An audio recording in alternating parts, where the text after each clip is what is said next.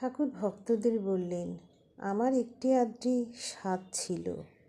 বলেছিলাম, মা, কামিনীকঞ্চন ত্যাগেই সঙ্গ দাও। আর বলেছিলাম, তোর জ্ঞানী ও ভক্তের সঙ্গ করব।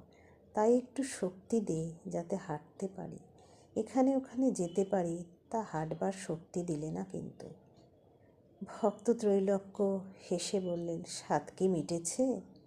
ঠাকুর সহাস্যে বললেন, একটু বাকি আছে। শরীরটা দুদিনের জন্য। হাত যখন ভেঙে গেল, মাকে বললুম, মা, বড় লাগছে। তখন দেখিয়ে দিলে গাড়ি আর তার ইঞ্জিনিয়ার। গাড়ির একটা আধটা স্ক্রু আলাদা হয়ে গেছে। ইঞ্জিনিয়ার যেরূপ গাড়ি চালাচ্ছে, গাড়ি সেইরূপ চলছে। নিজের কোনো ক্ষমতা নাই। তবে দেহের যত্ন করি কেন? ঈশ্বরকে নিয়ে সম্ভোগ করব, তার নাম গুণ গাইব, তার জ্ঞানী ভক্ত দেখে দেখে বেড়াবো।